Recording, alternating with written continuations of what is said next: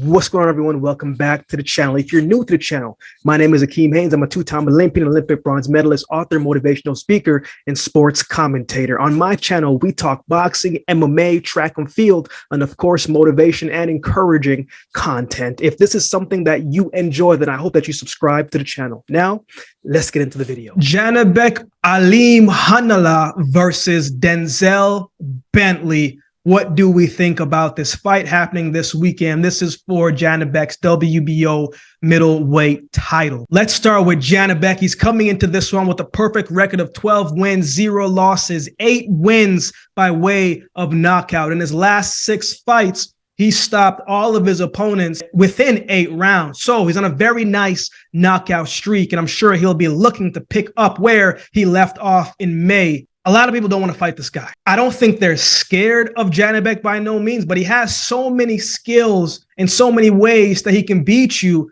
He's a tough opposition for anybody, and maybe they just don't want to fight that just yet. He's efficient, he's accurate, he's powerful, he's fast, and he sets it all up behind his feints and the jab, right? You know he wants to land that left hook or that left hand straight hand right down the middle, but he might do something like triple up the jab with the right hand and then shoot that left hand through. Once he closes the gap and anticipates your timing, it's not going to be long before he starts letting go of the hands and those power punches begin to land. He's all about efficiency.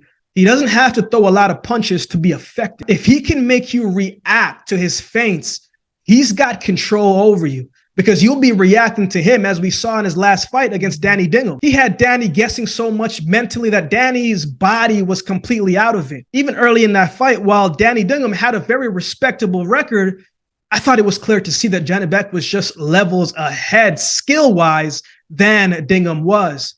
Even in the sequence when he got stopped, it was very impressive. He had him fighting off the back foot, landed a big left hand. Dingham went back against the ropes. He put his head down and he got caught with an uppercut right at the perfect placement, and he closed out the show. Janibek only has 12 fights, but he's more experienced in the ring than his record shows. He's a problem in this division, and that's why I think not a lot of people want to fight him, right? He is a high risk and low reward type of guy because of what he can do inside of that ring. But anyone can be beaten on any given night. But let's talk about his opponent, Denzel Bentley, coming into this one with a record of 17 wins, 1 loss, 1 draw, 14 wins by way of knockout. Since his loss to Felix Cash, he's been on a 3-fight win streak. 2 of those fights he's won by knockout. Bentley is an aggressive fighter who likes to come forward, fight on the inside. He punches with bad intentions, and he's got power in his shots. He goes to the body well. He's a good combination puncher. This is a guy that likes to grind his opponents down. He's going to keep coming and apply the pressure. He doesn't need a lot of space to generate power in his shots, and that's going to be a plus for him in this bout. In his last fight against Marcus Morrison, he had him bloody after the 2nd round. He never slowed down after that, and the blood came from the pressure and the relentless pursuit that he was putting forward against Morrison. And he was punching in flurries, not just one shot. It was either 3 to 4 shots followed behind it in very good placement as well. In his fight against Felix Cash, he got pushed back and was fighting off the back foot, and Cash was the one who was applying the pressure. Bentley had his hands down a little lower than I usually see him in that fight. He didn't really look like the Bentley that we saw in the last fight, in the Felix Cash fight. Didn't quite look like himself. I don't know what the cause was. Maybe it was just, one of those off nights for him, but he didn't look good. But in his last fight, he looked much better. So we have to go off his last performance. In his last performance, he looked pretty good.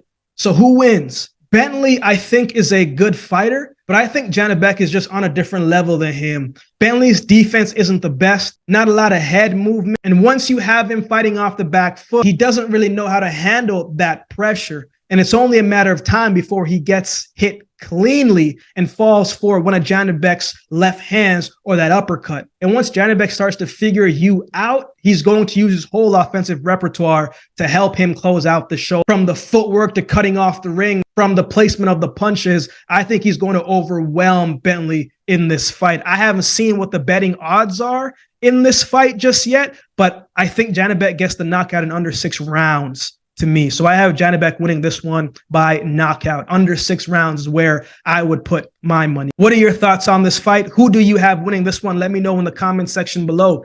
If you'd like to support the channel, there's a couple ways that you can do so. You can like, comment, share, and subscribe to the channel. If you'd like to support by way of donation, you can find options in the description below. Also, my Cash App handle will be on screen as well. Any amount goes towards the growth of this channel and will be greatly, greatly appreciated. If you would like to follow me, you can find my social media handles on screen as well. So with all that being said, if you've been watching the video this time, then do me a favor and subscribe to the channel, and we'll definitely see you next time.